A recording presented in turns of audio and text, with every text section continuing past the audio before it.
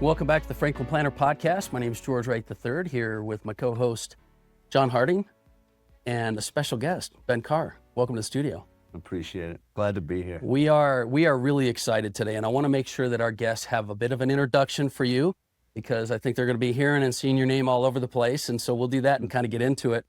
But for those of you that don't know Ben, so Ben Kjar is an American wrestler, international speaker, real estate investor, and motivational figure. He's known for overcoming significant early life challenges, which we're going to talk about. Utah Valley University, first NCAA Division I Wrestling All-American, flipped almost 200 real estate properties, international speaker, married to local, and 3 adopted children, right? So that's probably your highlight. And the subject of this new movie, Standout, is something we're going to hit as well, which is going to be hitting the theaters January 23rd. So we're excited about that as well. So thank you so much for taking time to be here. Honored to be here with you guys. And we've got a lot of stuff on. We talked ahead of time before this podcast about some really, really cool topics we're going to dig into, huh? Yeah, and the Ben Kjar story is an unbelievable story, leading your life, all kinds of things we're going to get into. So maybe we start with that. Why don't you give us your background and the kind of story that led up to this? Oh man, you know what? I was born with something called Crouzon syndrome. It's a facial difference, and doctors at a young age would say, hey, to my parents, your boy's going to live a different life. And with no way to live an ordinary life, I had the opportunity to live an extraordinary one or not. And so doctors would tell me I would never do contact sports. And I learned real early on to say, oh yeah, watch me.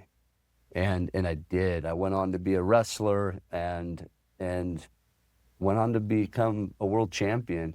And so the story is about not just that. It's not just a wrestling film. If you could think of the movie Wonder, the kid with the facial difference with Julian Roberts and like fantastic people in the film, but it wasn't about a real story. And then if you married that with the movie Rocky, about the underdog guy, kind of talked kind of like me, Sylvester Stallone. You even sound better. Same story, right? I appreciate it. We can understand it. Yeah, there you go. I appreciate it. The Italian stallion, the Utah stallion. Then if you married those two, but actually had it be a real story, that's exactly what the movie Standout's about. Did you ever think you'd be doing something like this, by the way? Never. I mean, not even in your dreams, right? I had been approached before to do some stuff. I never knew that the iconic T.C. Christensen, Tanner, his boy, and then Jared Hess, who has done one of the most enormous films ever, the Minecraft movie this year, Napoleon Dynamite, Nacho Libre, would be open to telling my story. It's just so humbling. So you just had a real, all kinds of stuff we can get into, but a real challenging childhood, but you chose to lead your life. Yeah, I had other people help me do all of that. My parents were such a gift. Yeah. God just like delivered them to me on a golden platter almost. And when I thought I couldn't do it, there's a moment in the film where I just get annihilated by an adult in a grocery store. And I go home just torn up. And I literally try to figure out a way to take my face off as a young boy. And my mom breaks in the bathroom when I'm about to go through this experience, and she cries with me. My mom is a woman that doesn't coddle. She's a cuddler. She's not a coddler, she's a cuddler. And she loves deep. And she stood me up in the moment I needed it most, and she said, Ben, look in the mirror. And she says, Ben, I see somebody who's different, who's born to make a difference. And you, my friend, are born to stand out. And that's what would change my life. Those messages of reassurance, of confidence, and of meaning that would allow those same principles to be in my life. You're born to stand out. Yeah. Let me ask you this, and help us just go on and unpack this story. But as I think about what you just said and where you've performed at the highest level physically, but so much of what you just talked about was inside you. How did you get into wrestling? And also tell us, mentally, how you gained that strength to lead your life against huge obstacles. physical and mental. Just tell us more about that if you can. Yeah, I got into wrestling because it allowed me to control something. Where life, there's so many things in your life you can't control, like Crouzon syndrome, being born with something very rare. For me, I couldn't control that. I couldn't control going in all the surgeries and having my head cut open and a trach in my throat and my mouth wired shut. And I couldn't control all those things. I couldn't control how people saw me. Wrestling, I could control certain things. It's one person versus one person. And I decided that in life, we're always told to be obedient. I decided to be disobedient to what I call average. So that when my coaches would tell me 20 push-ups, I chose to be disobedient to that. But do more, right? To do more. So I chose key to to point that out. Exactly. I chose to be disobedient and not just do 20, but to do 25, 30, whenever. And what changed? What made me change to that? I got so sick and tired of being everybody else's version 2.0. I got so sick and tired of being Billy, Bobby, and Tommy versions 2.0. Finally, instead of begging and praying literally to God every day to say, God, please, I have the faith of a mustard seed. Just wake me up tomorrow morning and let me have a normal face. I prayed to be normal. I prayed to be average. I prayed to fit in. And eventually, I learned that I wasn't created to be normal. I wasn't created to fit in. I wasn't created to be average. And that's when I chose. Now that's my pet peeve. I'm never going to be average and I'll never fit in. So why don't we stand out? And how do you do that? You do it, you stand out by doing absolutely the opposite of average. So that's why I choose to disobey average. And as I choose that, and it's a choice, it's a battle every day, things change. Things become a little bit easier. Maybe not easier, where the path is easier, but I'm stronger. Yeah, so you made the choice wrestling for the reason to be able to take some control of some things 100%. and then choose to go to the next level. NCAA Division I All-American. When you started wrestling, did you set goals to be the best number one? Did that evolve? Did it evolve as your confidence evolved? What happened there? 100%. You know, I get in junior high, my parents come to me like, what's your goal? We're going to set goals, right? What happened is my dad came to me and he said, Ben, what goals are we going to set? And I'm like, Dad, I'm going to be the first ever in junior high, Centerville Junior High. I'm going to be the first ever district champion 3 times. And while I do it, I'm going to go undefeated. And he's like, Ben, you're junior varsity. Like, I wasn't the best guy even on my own team. Right. And it was interesting. I'm like, yeah, but can I still go undefeated? He's like, you can do whatever you want. I had people in my corner that I call my shot callers. They're the encouragers. They're the people who hold me accountable. And then the first thing I do is I call my shot. That when you say what goals you set, I said I called my shot. I stood up, I claimed it, I wrote it down. That's why I absolutely love what you guys do. And Franklin Planner is like, you are allowing people to claim what's there, state it, own it, take advantage of their future. Yeah. That's what I invite everyone to do. And I chose to do it. I called my shot. Wow. And I put my dad, my mom, and my coaches in my corner. And then I set a timeline. You have to have a shot clock. And so by the end of my 9th grade year, I went from junior varsity to become undefeated. And then in high school, I did it at a level I never thought I would do it before. My parents coming to me and they're like, hey, we want to give you an early Christmas gift. I'm like, let's go. My sophomore year, I just won my first state title. And they said, you want to put these patches on your jacket? I'm like, yeah, let's go. I'm like, put 3XC on my right shoulder. They're like, Ben, this is embroidered. This isn't a dry erase marker, bro. Come on. One time is all you get. It's in. Permanent. It's in. But it's good, right? I put it permanent. It is. And when we can put it permanent in a planner, when we get other people to notice it, when we can have people state their claim and their dream and then put a timeline. That's what I love about, like, when you have a scheduled out on dates and times, you can schedule it and reverse into that to what you're doing every minute of every day. And when you have it in front of you, like you guys allow, man, that's what helped me achieve goals to being a 3-time state champion. I never had to take that patch off. Utah Valley University's first ever All-American. and then eventually a world champion. Yeah, I think a lot of people fear putting that permanent, right? But that was awesome. Yeah, Go it ahead. takes guts. We talked before earlier, and I think it comes out in the film. You have kind of a cycle or a formula. You started on it there. Will you walk us through this pattern and pathway? You have proven for you something that just like brought this greatness out in you. There's a leader in you. That's a claim we make in everybody, but being able to see it. If you're willing, teach us that. Talk to us about 100%. that. I've studied some of the top businesses and icons, sports teams in the entire world. And here's what I found out. When they've done 3 things and do it very clear and very concise on a consistent basis, they achieve 95% of their goals. Wow. Now, if you were to give an investor or anybody those odds, they'd be like, I'm in. Tell me what those 3 things are. Here are the 3 things. People call their shot, or companies or groups or whatever. You call your shot and you make it extremely clear. I'll give you the example of my high school. I wrote it on my arm. I didn't hide it. 3XSC was extremely clear, 3-time state champion. There's no questioning what that means. Yeah.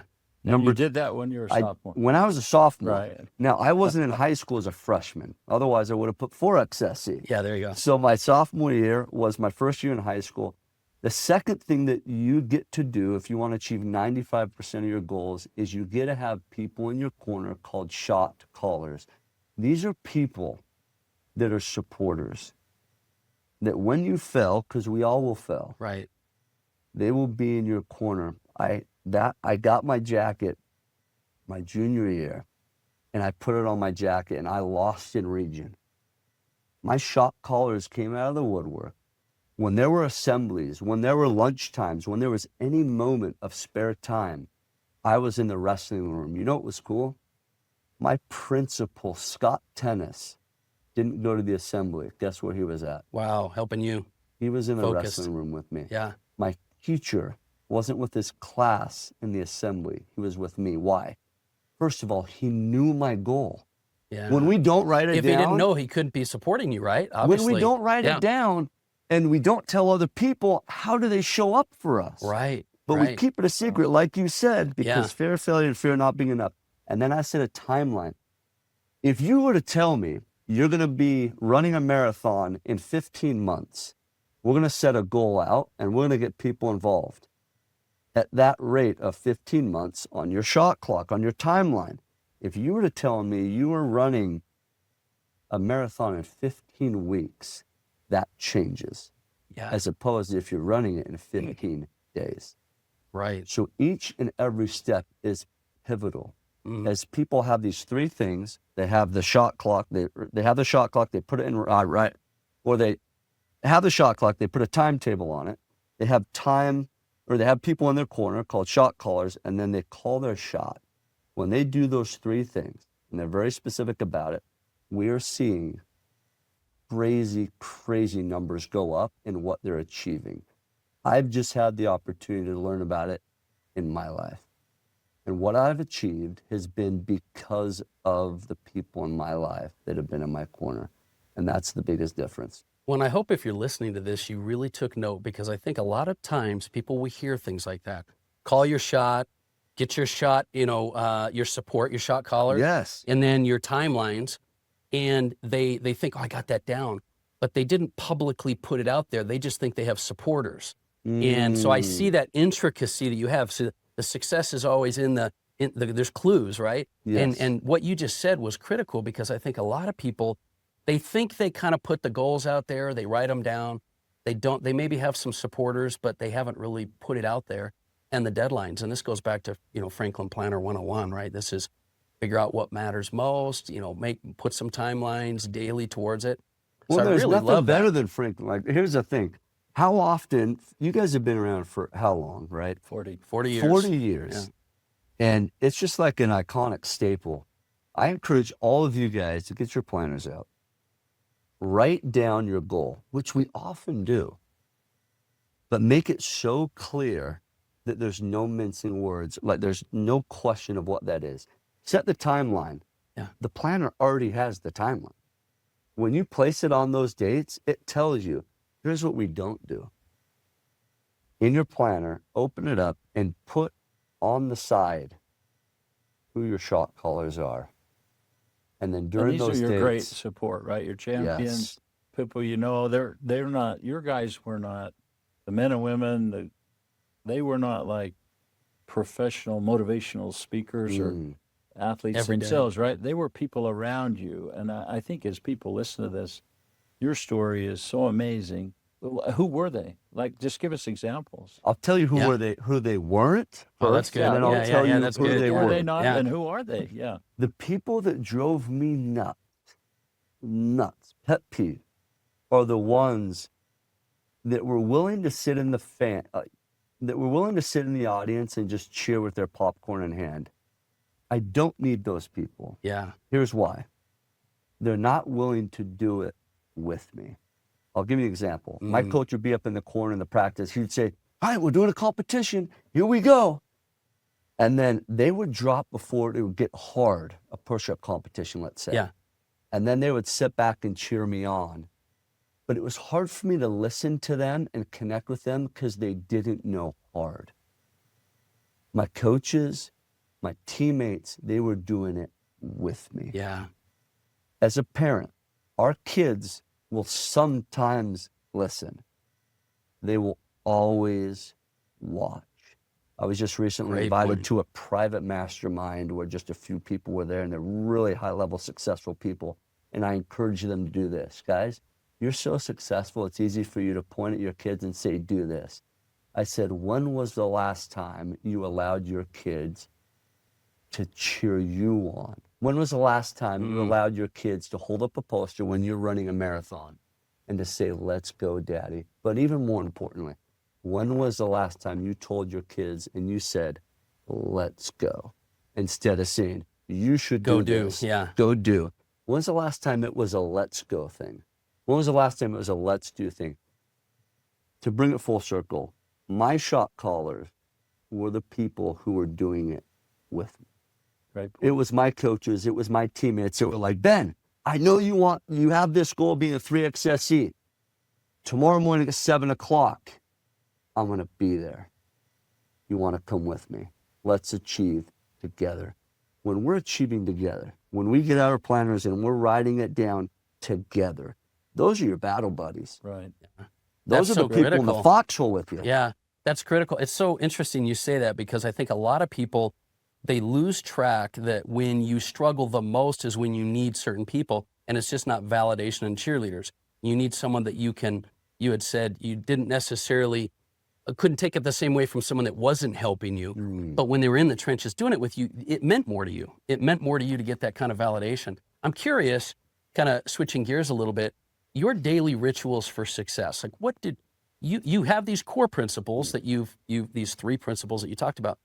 Were there some daily things that you did that you just were kind of non-negotiables, maybe you'd call them, on a day-to-day basis? And have they changed over 100%. time? Yes, they have. And I do have my non-negotiables.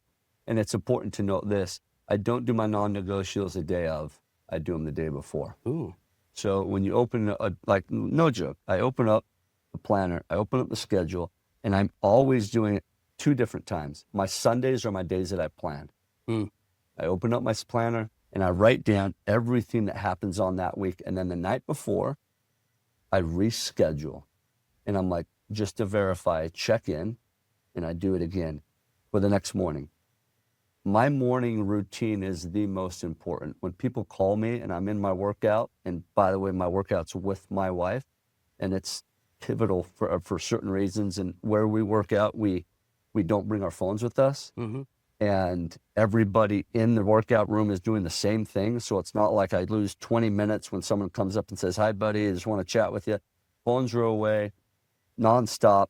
I'm there with my wife. We experience this cool workout together. It's helped our relationship out. But my morning workout is a meeting. It's not a workout. Really? When people call me and they're like, Ben, I got a meeting, or I got something for you at 8 o'clock. I'm like, I got a meeting from 8:15 to 9:15. Yeah. I'm busy. Yeah. And I won't have my phone with me, by the way. Yeah. So call me after or schedule it before. when I've made it a non-negotiable, it's just that. A lot of people say it's a non-negotiable, but it's a I'll try to do it. Yeah. Right. Franklin kind of talks about putting those big rocks, Stephen Covey talks about the big rocks in your calendar. By doing that, it actually influences all the rest too, I'm sure. Yeah. So that's one of them. That's one of your main ones, is making sure, and you do that Sunday and the night before, and you make sure they're locked in despite anything else. Yes, 100%. And then everyone, like the rocks, we've all heard this before, you have the rocks, and then you put the rice around it. Yeah. Right? Make the rocks, those things are hard to move, but you got to figure out what that is for you. Now, for me, I even have it right here on my shirt. I wear it so I can see it. This is called my crown code. It's a way of living, and it has 6 points. And every single point is, I set goals every year based upon 6 points. Okay. And that breaks down to every week, every month, every day, every hour, every minute, every second of what we're doing goes towards these 6 points. First one is faith. Second one is family. Third one is fitness, mental, emotional fitness.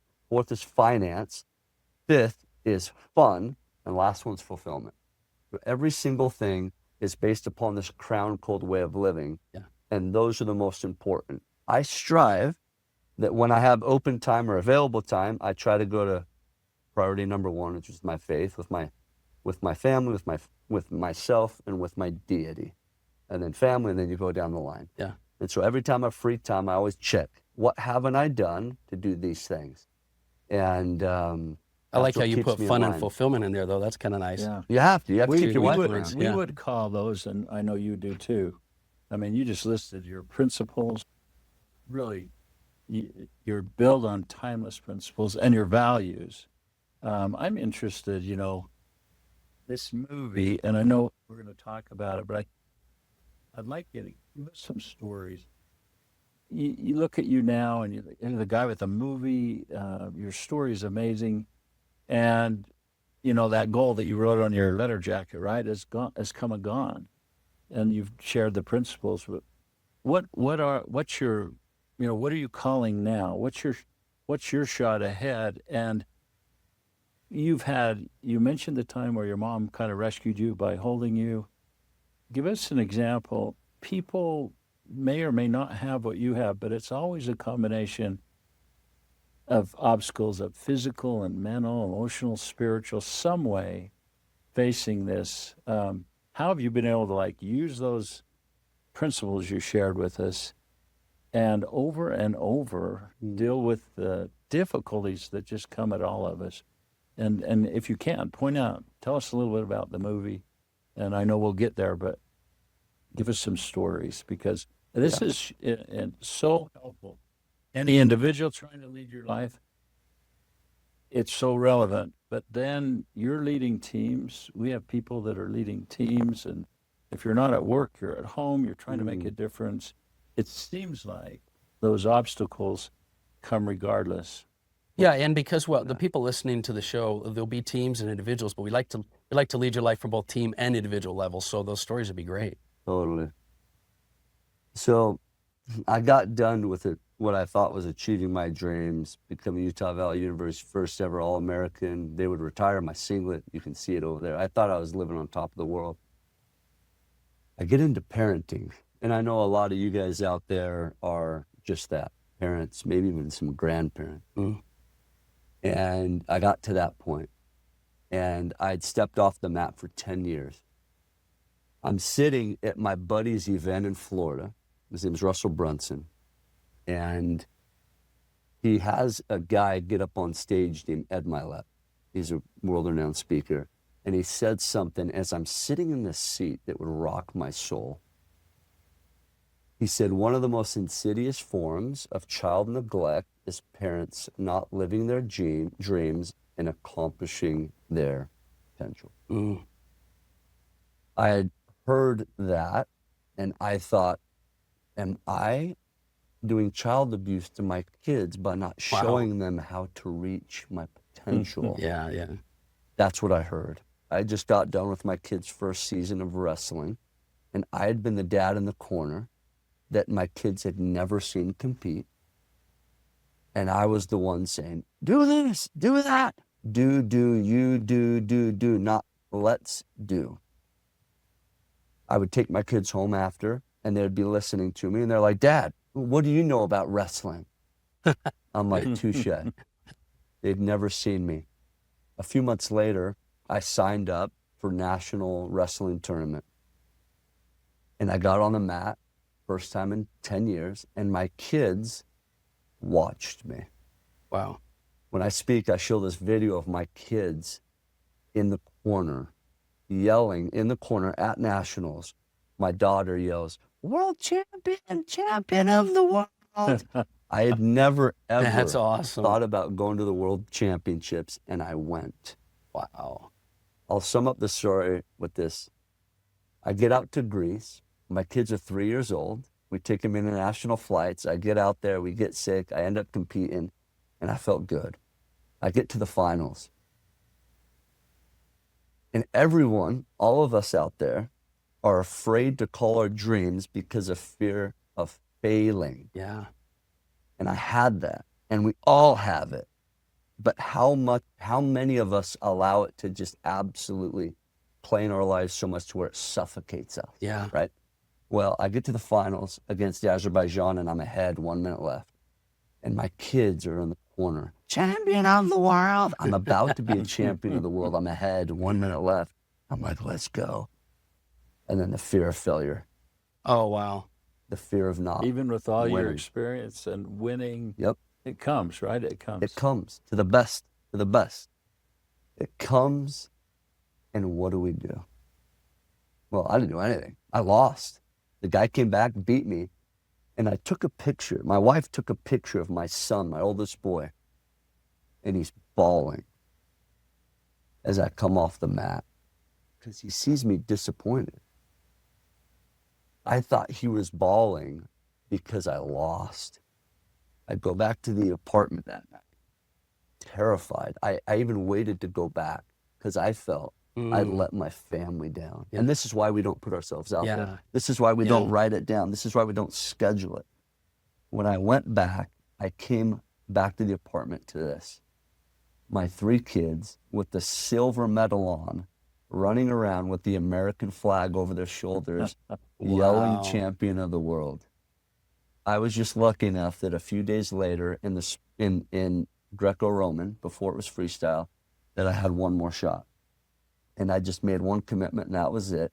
I get to the finals again, and my commitment was that I wouldn't stop. Now, some of us feel like goals need to become perfect Yeah. before we ever go into them. Let me remind you guys that goals are so messy. Goals are so dirty. Goals are so unorganized. But if we just keep it down in the schedule, if we just consistently go after it, somehow those crazy, messy goals become accomplished if we just commit to not stopping. That's huge. That's such a great lesson. It's interesting you say that because I've found over the years, it's like we know that it's not the events themselves, it's our perception of the events, right? So you were thinking your kid was sad good. because he lost, but it was really totally, and so your perspective made the difference. But then we also know from this lessons here that it's the decisions you make in those moments, right? To go on and what do you do with it? And here you have your kids running around with your silver medal, and you turn it into whatever you want to turn it into, right? So that's amazing. Well, That's awesome. George, I think too, tell us if this isn't what you've seen, Ben, your formula that you shared with us matches research we've done and others have done. Like even though it's messy and even though there's all this adversity, the benefits of articulating, writing down, involving others, some of the research we've seen is only like 5% of people do it. Yet the benefits are like 10 times or more. So it's just crazy that we don't take advantage. And I think you've shown too, we see it, this interference, this adversity, even opposition. I mean, you have an opponent on the mat, which is amazing. And you've got physical and mental going on, but all your preparation each day, you had an opponent like, I can't do it, I won't do it. I just think you're a great example of, hey, guess what? You're going to have all that. It is messy, but the benefits of your 3 formulas that match, setting your values, setting long-term goals, reviewing it weekly, reviewing it daily, are phenomenal, it seems. And you're a great example of that. Is this story you told, is it in the movie? Part of it is. It's hard to fit 42 years Right, in right, 99 minutes. Let's talk about the movie, because it's going to be launching here in a few minutes we have left here. The movie is going to be coming out January 23rd. Never something you would have expected to have happen, but here we are now, and this episode will probably be released right before that. So tell us what you hope to have this movie do in the marketplace right now. What's your goal? Man, it's easy to put like a certain amount of theaters. It's easy to put that. I've come down to this. Well, I'll say one thing. I sat down with T.C. Christensen, who's been an icon and producers and directors in Utah, and I told him right off the bat, I sat him down. I think it shocked him a little bit. Yeah. I said, T.C., my goal is to break all your records with this film.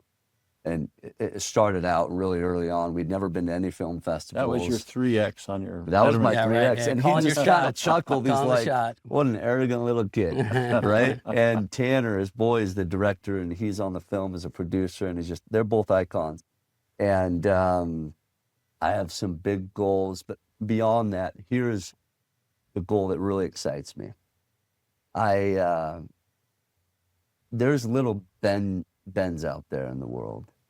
And the easy ones to spot are the ones with facial differences. The most dangerous ones that we don't see are the ones that are internal. And those are the kids that we'll be able to impact, along with the facial difference. But there are a lot of Bens out there that when they see this film, that are going to be impacted. There's a film growing up that I saw called Tyler, a Real Hero. It was about a guy named Tyler Wilkinson. I had a rare opportunity to call him up as we were going down to St. George for one of our film festivals. I said, Tyler, I know you're in a wheelchair. I saw your film, and I watched it countless times growing up. You have no idea who I am, but it changed my life. Now I have a film coming out about my life. Would you please be my honored guest? As he sat on the front row in his wheelchair, I shared my film with him. And I want to be in front of as many little Bens as I can, just as the little Ben was watching Tyler's film. Because I know, not just from my own experience, but I've seen what it's done for people and what they've said. And I'm really excited for what we've done. I've got the best directors, like some of the best in the entire world on my team. And I'm just honored to share it with the world. Well, and the message, I mean, overcoming adversity and triumph and entertainment, and it's a great message for anybody watching it. But I think one of the points that you make that's important is there's so many people out there that need that message, that not only would somebody want to go see the movie for themselves, but to share that message. It sounded like when we talked before, not only do you want to have a powerful message come from the movie, but you want that message to get out. You want that message to be shared, because at the end of the day, this is what's going to make impact on the world. It's going to change. And so whether you're an individual or a leader, a family, a mother, father, grandfather, grandkid, teenager, there are messages that can help. What can we do to support that? Like, what can our listeners do in order to help support get the message out? Thanks for asking. We have 2 big major goals that we have. Number one, on January 23rd, it's easy to remember, 1, 2, 3, Standout. January 23rd, 2026, we're coming to theaters. And we'll start in about 80 theaters all over Utah, and then Idaho, Arizona, and some other areas.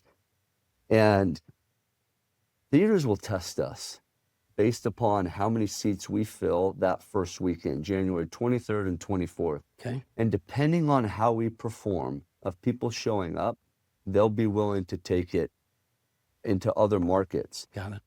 That is all dependent on our budget too, right? Mm-hmm. And we have a budget just big enough to go into these certain markets. But we also have someone, plastic surgeon, who came to us and said, Ben, we have looked for something like this to help our people, our friends, and our family, and we just found it in your film. Wow. Utah Smiles. It's a 501c3 nonprofit organization ran by Devin Reiner, phenomenal surgeon. He said, anybody who wants to donate to your guys' movie, and 100% of the pennies and dollars that's donated will go towards us putting it in screens across the country. Wow. He said, I will allow it to come into my 501c3 because we don't have one. And he said, I'll earmark every penny to go towards your guys' message being spread out. So those two things.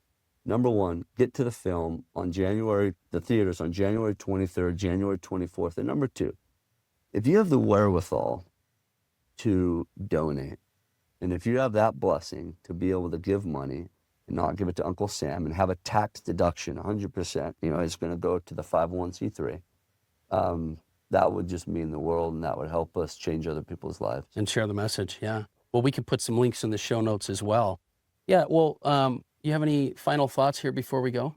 I do. I want to just compliment you for being here and everything you've done. Were you referring to Centerville Junior High? Yeah, that's where I'm from. So I'm a Mill Creek Mustang. Yes. And then let's give a shout out to the high school. Where did you go to high school? Viewmont Vikings. Okay, so you're Viking. I was a Brave. Yeah, of course. But let me say this. Let me ask him, George, tell us about the title. And as you do, I feel like as we've researched and invited you here, this is a message for everyone, from the youngest to the oldest, and then those with these special challenges, physical, mental. This is, as we've researched aging and different stages of your life, the ability you have to really think with so much faith about your future, call your shot at goals, is also the key to mental health when you're aging. And so as people that are retired or aging, or you have grandkids, so what I hope people will do will understand this, see it, share it with everyone, social media, donate. But tell us about the title, and then what advice do you have if you were to say, you know what, whoever you are trying to lead your life, what advice do you have about how they should see themselves and maybe something they could do to create their best life? Just sort of as we wrap up. Yeah, I love that. Number one, I'll hit on the ability to show up as your best self. I'll make it super clear, and I won't mince words. You will not live your best version of you if you are trying to be somebody else's version 2.0. It is so seen today. Yeah. It's way more popular than it should be. Yeah. To be the person with this car, to be the person dressed like this, or this house on this side of the train tracks. If I could just be like them, life would be easier. If I could just do this, life would be that. What if you actually understood that you were created to be you? It wasn't till I realized that really Crouzon syndrome wasn't a curse. Yeah. It was a gift. It was a blessing. The empathy that I have because of it has completely changed me and others. And so when you buy into you, when you buy into God created you to be you, the Ben Kjar, not the Johnny Johnson, then you start flexing you in the best way. When you are comfortable inside your skin, you show up more relaxed. You show up with more passion, drive, vigor, purpose. That's different. And then when that happens, the emotional obstacles are way less. Yeah. Secondly, if you're a grandmother, a grandfather, or a father, a brother, whatever you are, I have learned with having 3 kids that are all adopted within 13 months extremely quickly. The first one within 15 hours, I was all of a sudden a dad. I learned really quick that my kids are going to watch. They'll sometimes listen. And then I also learned how I live is literally the default to what they think is their reality. Yeah. That was the freakiest thing, but also a very cool thing. Because if I can set the standard of how dad sees himself, then that's what I do. If I can set the standard of, no, this is how the Kjars live, this is how we show up, we accomplish, we do, we give, they think that's normal. What is your normal?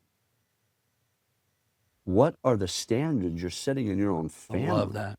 With faith, family, fitness, finance, fun, fulfillment. If we're playing at 70% of what we're supposed to be, we're lucky if our kids are going to play at 70%. Yeah. Because that's like what they think is peak. That is such a cool thing to think about and scary.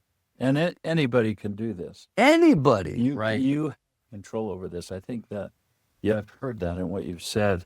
You can stand out for you. So give us, what about Standout? You can control perspective. You can control input, right? Standout came about when I got annihilated in the grocery store. And it's like one of the most iconic parts of the film.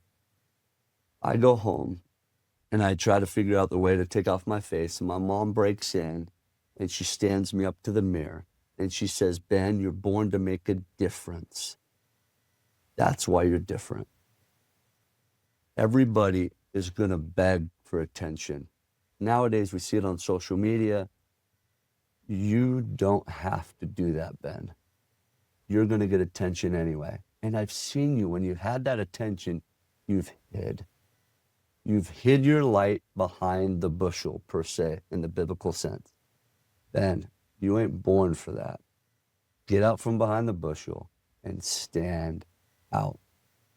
When we choose to live us, the Ben Kjar version 1.0, we can shine our natural, organic, genuine light.